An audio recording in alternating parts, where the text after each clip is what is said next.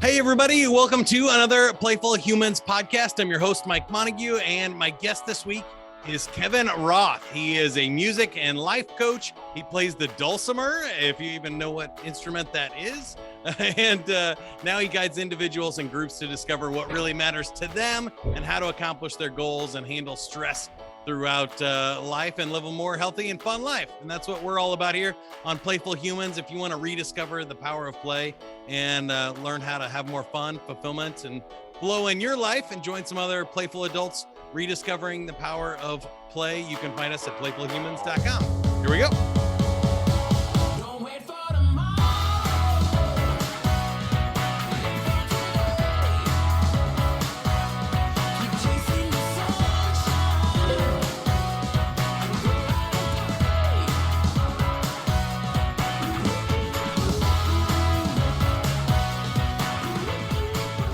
All right, Kevin, we like to start with the joke of the week. The joke of the week this week is brought to you by Nighttime.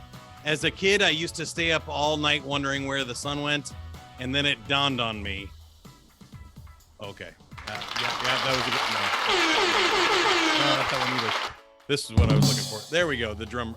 Okay. The official joke is, what did the grape say when it was stepped on? Nothing. It just let out a little whine. There you go. Yeah, technically, I'm not sure that's how grapes work, but we'll go with it today. That'll get us started. Kevin, tell us about the Dulcimer first, and then we'll jump into how you've built a whole career around it. Okay, well, first I want to thank you for having me, and the only reason I'm doing your podcast, the only reason, is because your haircut is exquisite. Yes, I was going to bring that up. You look great on camera. Yeah, it's just like really easy, isn't it? You just take a razor, you know? Yeah. I have a full head of hair. When I let my hair grow out, I really look more like Dolly Parton. But, you know, this is the egg look. This is good. Wow. I would take either one of them. Yeah, really. I do not. Half of mine I lost. I kind of have like a natural mohawk if right. I was going to grow it out. Yeah, that and a few tats and you're in line. So the Dulcimer is this instrument. It's an Appalachian folk instrument. This is called the Wink Dulcimer. It's one that I helped create. You see planets for sound holes. And it sounds like, and it's kind of a folk instrument. I'm going to play a little bit of tune later, but just as a sample, it sounds a little bit like this.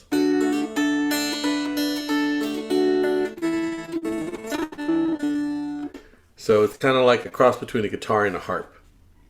Yeah, and that's awesome. And I've definitely seen it before, mostly in folk music, right? Yes. It's a folk instrument. I saw one when I was 13 at a party and got one when I was 14 and then taught myself to play. And at 16, I got a record deal with Folkways Smithsonian Records. And the rest is, as they say, history. Yeah, well, let's jump into that a little bit because I normally ask people about their first jobs and if they ever got serious and then, went out. But it sounds like you were lucky enough to get started really early. Do you think it was the unique aspect of not a whole lot of people playing the Dulcimer compared to rock bands and stuff that gave you opportunities? Or did you get some sort of break or connection that got you into that? Well, I think it was fate. I was born musical, and I sort of had this sort of premonition of my life of kind of being well known, and I kind of walked into the dream, and I was at the right place at the right time. It was at the beginning of the Dulcimer music revival in the 70s, and then 10 years later I got into children's music, which also started a big explosion with Barney and Raffi, and I got into that league and ended up doing a TV show, Shining Time Station, and got record deals and became rich and famous and yada, yada, yada. And, so I had a good 20, 30, 40, well, it's now almost 50 years. And I'm still doing music, but I call it Dulce meditation because I teach people how to use a simple folk instrument as a tool for meditation. Even if you don't think you're talented, I can show you how to play. Yeah, I would love to hear more about that, but I do want to circle back to your career a little bit because I've kind of found some interesting things, even when it sounds like you had a lot of success. Sometimes uh, it's not what people expect. When we dream as, 13-year-olds or whatever, of being a famous musician or something, it never quite, nobody gets all green lights, and it never quite to me seems for the job to end up like what you think it is.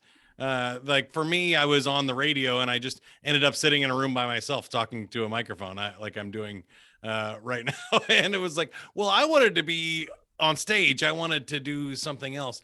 Did you find that throughout your career that maybe some of these opportunities weren't exactly what you wanted, or did you find it all fulfilling and exactly the way you kind of hoped it would work out?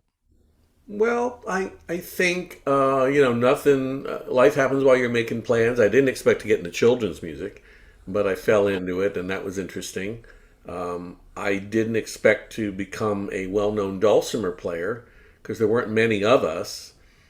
But I think the search is what I was after my whole life. I thought it was fame and fortune until I got a little rich, a little famous, and found out that wasn't it.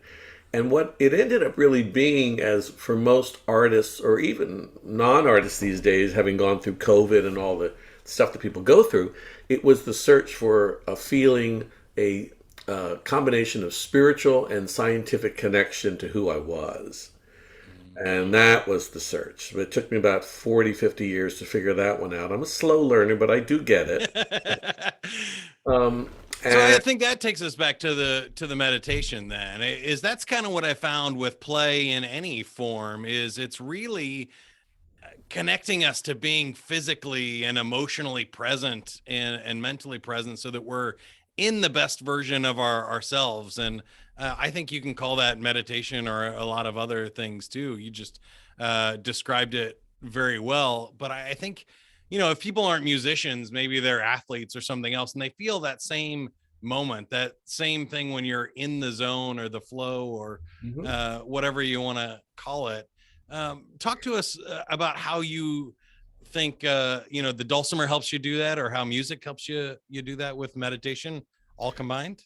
Well, I didn't realize it, but just kind of noodling on the dulcimer my whole life, kind of zoning out whether I was writing a song for an album or putting together just a new tune for a show, I would kind of zone out and get into the flow, which later someone coined as dulci meditation. The difference between playing a song to practice it and to play a tune to zone out is really just a different experience. It's as much, I tell my clients who study with me, it's as much or more so about letting go than concentrating. So, someone recent said, learning Twinkle Twinkle Little Star, well, I don't know if I'm doing it right. And I said, there's no right or there's no wrong. It's kind of like the stars themselves. They appear real, but they're really burned out, artifacts in a way. So it's about just letting the music and letting what you do in life be your passion, which ends up being your joy and your game. So when I'm doing personal coaching with people and I'm advising them about their life, I hear what they say, but I also look into them, because often what they say and what their face tells me are two different things. So for an example, someone might say, yeah, I know, I understand what you're saying. And I'll say, okay, can you tell me a little bit about what you understand? And they'll look at me with a puzzled look and they'll say, well, I don't really know. And I said, well, why didn't you tell me that? And they said, well, I didn't want to appear stupid. I said, there's no stupid, there's just communication. So then I'll Yeah. rephrase it and then they'll get what I'm talking about.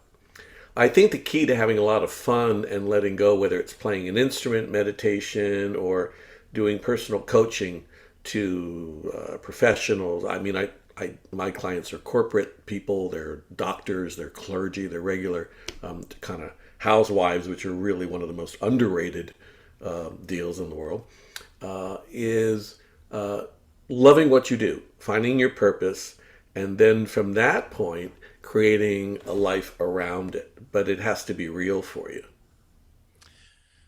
I think that maybe this is just a personal question for me. So I don't know if it has any, resonance with you, but uh I found even when you find your passion, what I think people don't understand is you still have to have balance. That you have to walk away from it now and then, or you have to center yourself, or I mean, even just sleep and rest, right? And people accomplishing big goals or trying to do things sometimes forget that you can't just do that 80 hours a week. How do you think about that now that you've been playing for so long? I'm sure you've had times where you either got burnt out or you weren't playing enough. What's the balance for you? Well, until I had that sort of medical death sentence given to me in 2016, I just kept burning out. But you do need, and I do teach tools for emotional, mental, physical, and spiritual balance because you need it.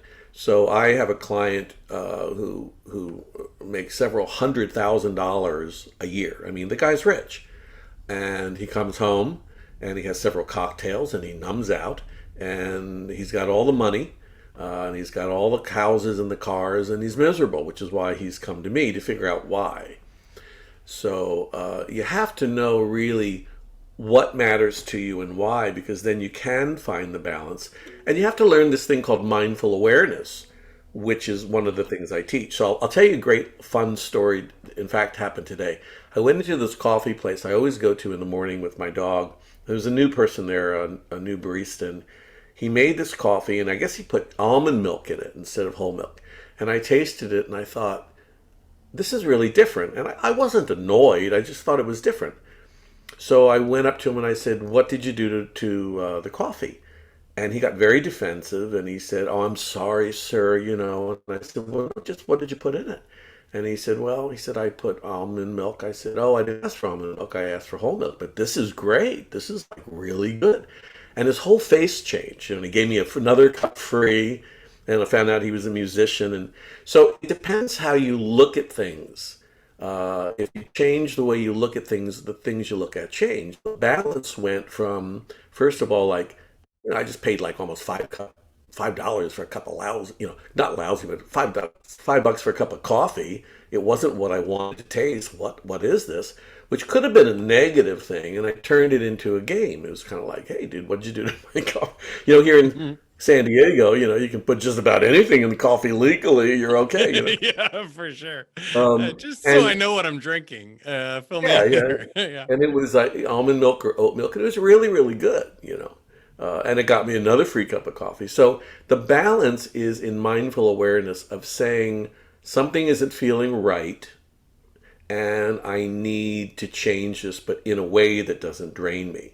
So I just moved into a new apartment, and like all apartments anywhere in the country, they have behind the walls in different places they've got mice, right? So I heard the mice scratching on the walls, and I called maintenance, and it was like I need to get someone out here really quick. And they said, well, we have work orders.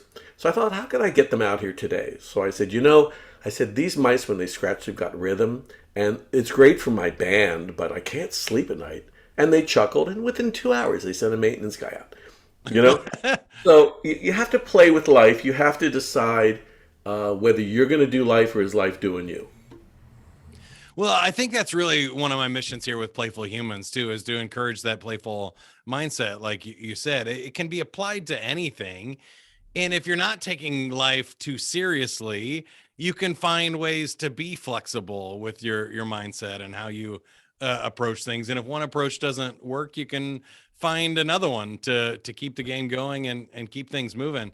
Now, you did mention your medical scare there. I saw on your website it was melanoma.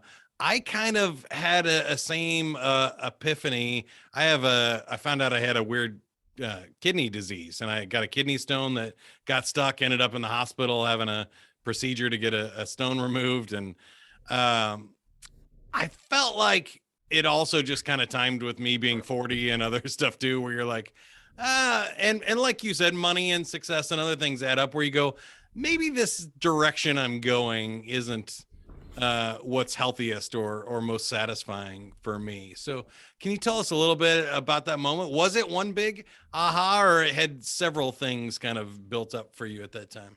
Oh, it was definitely a huge spiritual kick in the ass.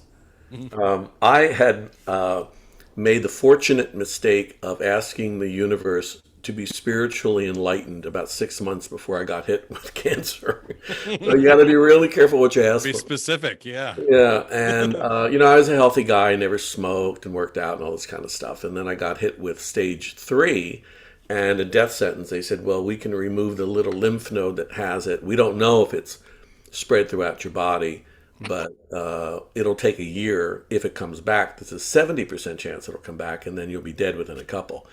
So, people get nervous waiting for a blood test to come back by Friday. Well, try a year. Yeah. So I really had to think a lot about it, and I thought, how do I want to do this, and why is this happening to me? And you start questioning what happens when you die. Why am I here? All those things. I guess you would call them existential crisis. Mhm. And what I came up with is that I didn't believe the doctors because I didn't feel like I was going to die. And I told them they were wrong. And doctors don't like to be told that. So I did find an oncologist where I was living at the time who actually agreed with me and said, no, we're not going to do anything because there's nothing to do. Let's just wait and see if it comes back. And about 6 months into it, I got sick and tired of being sick and tired of being a cancer victim. And I thought, screw this. I was living in Kansas at the time, working on a new record album. And I said, I'm going to California. I'm going to live like a bohemian. And if I'm going to drop dead, and I'm doing it on margaritas and marijuana in San Diego.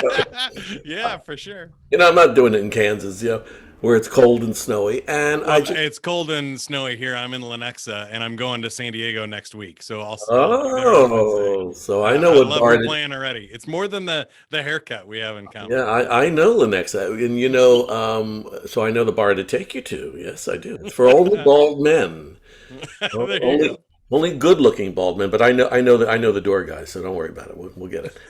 Uh, Nice. so I changed my, I almost was broke because of all the expenses from all this stuff. And I thought, nah, I'm going to go to California. I'm going to find a 1 bedroom for $1,000 with parking, which is like a dream out here. And I went from going from basically barely surviving to thriving because I changed my story. That's what I teach in coaching is I change your story. I say, okay, do you believe that crap? Well, yeah, all right. Well, let's look at that, shall we? And when the guy was making $500,000 a year, realized that he didn't need a 16-bedroom house. He was a lot happier. But sometimes you have to hit bottom to figure that stuff out. You need a good, nice, nasty kidney stone to lay there and go, why God? You know, I try and teach that people don't have to go there to understand it. Because essentially, we all know that we want to be happy, but we're confused at how to get there. And it's very simple, but we complicate it because we believe stories that aren't true. Yeah, it's funny. I think there's always, somebody else in a worse spot, but I think kidney stone compared to melanoma, mine, you feel like you're going to die, but you're not actually in any danger of dying. Melanoma is the other way. Sometimes you can feel perfectly fine, but Yeah, actually be in danger, which yeah. is crazy. And you have to look at why didn't I die? I mean, I had a 70% chance of it. I was at a stoplight maybe 5 years after that. Cancer never came back, and I thought, how did I do that? And why? And what came to me, sort of, because there's this inner voice that we have if we listen to it. It said, Mhm. "You survived to teach the stuff that you learned. Forget the concerts, forget the touring, forget the albums. I had fame and fortune, and it was nice, but it wasn't all that. It's overrated." And changing people's lives, or at least helping them do that is amazing. And to use music in doing it, I mean, some of my clients don't play the dulcimer, and then I work without the dulcimer. But now I'm writing a book, and I've got a course online, and all the other commercials I'm not going to particularly go into here, but it's become my life and my journey right now. I'm not above a shameless plug. You can go to kevinroth.org and find out all the stuff he's got going on there. The link is in the show notes as well. And I I think that's it. You've already, shared with us several really amazing takeaways. But when I think about this podcast, I try to picture somebody who's not there yet, and how do I help somebody maybe in their 20s or 30s, or a young kid, or even an adult that's found it at retirement, and they were like, oh wait, I was waiting for this retirement, now I have nothing to do, I've lost my passion or purpose. How do we help them avoid these traps without ending up in the hospital like you and I did? Well, I think you need a bit of wisdom. So I have a client who's in his early 30s, right? And he's developed this online business, which is going gangbusters. And he doesn't know what direction to go in. He's so busy. There's so much money. There's so many staff now and all that kind of stuff. And he looks miserable. So he said, well, I think I'm kind of not happy. I said, look in the mirror, dude. How do you feel? I feel stressed. Okay, so stress and inflammation causes cancer. And there's a way to do this smart and a way to do this not smart. And they say that the teacher shows up when the student's ready. Yeah. So, in fact, so he ended up becoming a client of mine. It was in a general conversation. He ended up becoming a client. I didn't think it would be, but he's now learning because he sees that his marriage is suffering. He sees that he's only getting 6 hours of sleep a night. He sees now there's a better way to do it, you know. So I said, I know a whole lot of unhappy, kind of broke people. I know very few really happy, rich people. And being in the music business, I know a lot of famous people and rich people. And, it ain't a pretty sight. So you have to decide for yourself what matters, why it matters, and what you're going to do about it. And that's where either a personal coach like myself comes in, or that's listening to a podcast like this, and maybe someone's hearing this and they're saying, I'm not that enthusiastic about my job. I wanted to go out on my own, and maybe that'll make me happier. But I know it's not just about the money. There's other pieces of the equation. So what pieces do I need to look at? And that's where someone like me comes in, because I guide you. On my website, I have a free, actually I have a free consultation if you sign up for it. But I also have a free stress buster, where you can do a breathing exercise and get rid of your stress in 3 minutes. Literally, it comes down your heart rate and everything. It's all scientific. Once you observe that and you think to yourself, wow, I really went from a 10 down to a 4 just by breathing. What else can I do to make myself feel this calm? There's a way to do it. A lot of it is silence, just listening. I think that's definitely true. And I really appreciate what you do, because I do think getting back to center and getting yourself off the freak out is huge. And then my real mission is to get people to go back in the positive stress, the eustress of getting engaged in something you do love, and turning that energy back on, but in a healthy and directed way, in a playful way, in a way that's not overwork. And I love what you said there too. I think so many people underestimate the power of a lifestyle business, or a middle class, that you don't have to be uber rich and famous. If your business is working and you're having fun, you don't have to keep scaling. You don't have to keep hiring people. You can say no to clients and just work as much as you want to work, and enjoy working, and enjoy the rest of your life, right? Yeah, you have to do what you love and love what you do. I had another client who lived in New York City. I can't even tell you the amount of rent this guy was paying and the amount of stress he and his wife had. And I said, what do you need it for?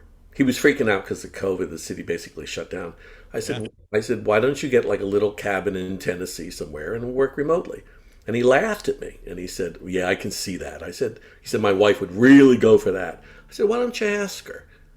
You can, for what in fact, I think he owned something in New York. I said, for what you can sell that for, and what you don't need to work the rest of your life, dude. Ain't nothing wrong with a mobile home. They're pretty hip these days, or a cabin in the woods on an acre of land. And it's exactly what they did. They Yeah, left. my wife and I don't have any kids. When we have a 4-bedroom house, that's plenty for an office and a spare bedroom, and then something else we still don't even know how to use. Right? Yeah. It's You silly, know, I think, when you start adding more than that. But how little you can have, and really how much fun you can have if you don't keep yeah. chasing more. You know, if you come when you come to San Diego, if we get together, I'm going to take you to a place called Sunset Cliffs. I think it's called Pacific Beach. But anyway, there are all these beautiful cliffs right on the ocean, right? Yeah. And people go surfing there. And across the street are multi-million dollar homes. I'm talking like 6, 8, 10 million. And then on the other side of the street, you can find 8 or 10 hippie vans that have been converted with little beds, and they open their doors and they got their little laptops and their little stoves and their little marijuana and their reggae, Yeah. and their view is the ocean. I don't know where they shower or go to the bathroom. I don't, but I'm sure they figured it out. Yeah. But you got 5 million behind you, and you got a van for I don't know, probably not paying anything for it, and they've got the same view. It's not the same house, but No. they sure do look happy. They're talking surfing, and it's a mindset. It's all about the story that you create. I love that. Last question for you, and then we'll ask you to play something for us. Mhm. What is on your fun bucket list now that you've gotten to this stage of your life and career?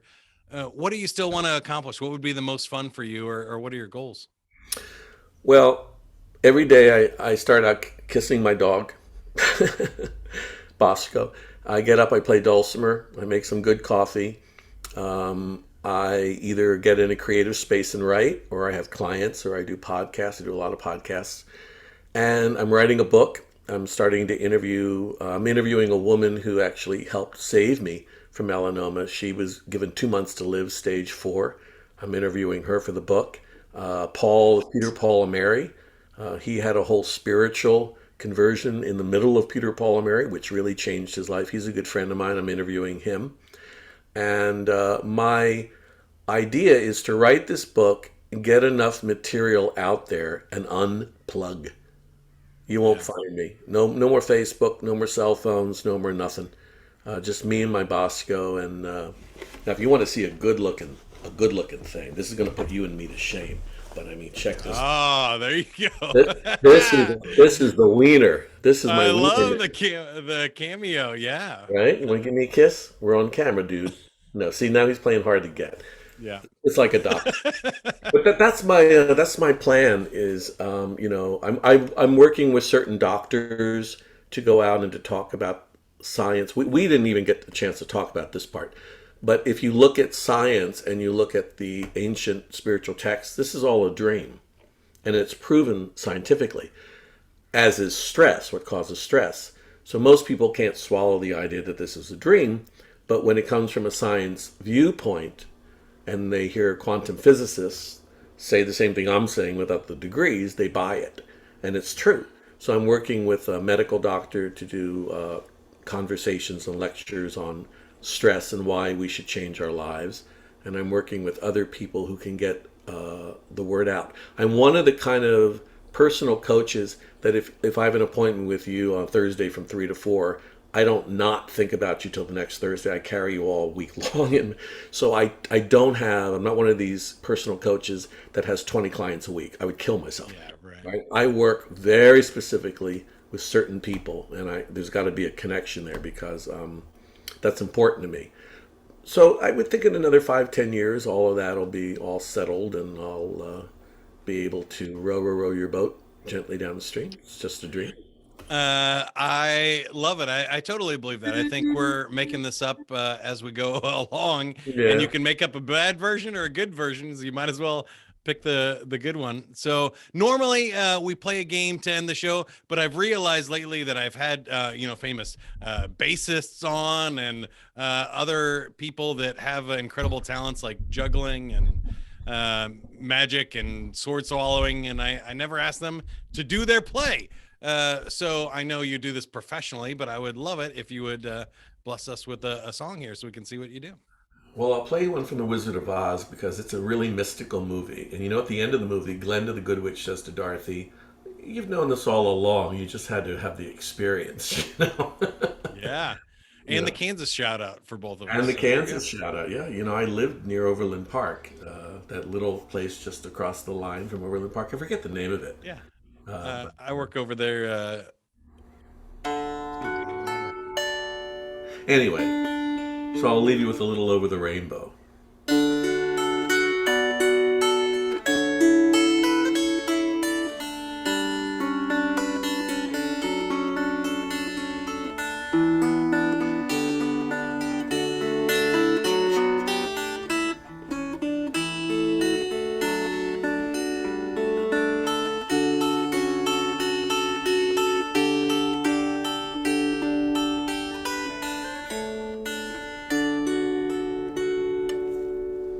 There's a little bit. Beautiful. I love it. And that's a good one, definitely, to end on. So you can find Kevin at kevinroth.org. He mentioned there's a free consultation on there, as well as some other goodies you can check out. Just go there and reach out to him. He's a music and life coach. And if what you heard today resonates with you, go check him out. kevinroth.org. Link in the show notes. Anything else you want to add, Kevin? Yeah, there's an album I have called Dulcimer Meditation, which you can download or buy or something, and you can learn to kind of chill out with that. It's to the sounds of the ocean. It's nice. I will definitely check that out. I like that, and I hate having screens and blue light on when I'm trying to go to bed or meditate and stuff and wind down from the day. So that sounds perfect. I'll definitely check it out. All right. So thank you for being on the show. Anybody else, if you would have suggestions about future guests, you can reach out to me, Mike at playfulhumans.com. You can also share this episode with somebody that you think needs to hear it. That's always a great way to help us out. So click the like button or subscribe, share this episode with somebody, and we will catch you next time. Go out and play, everybody. Have a good one.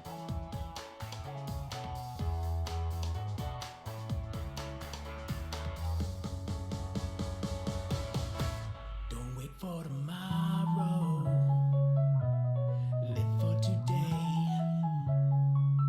Keep on chasing the sun.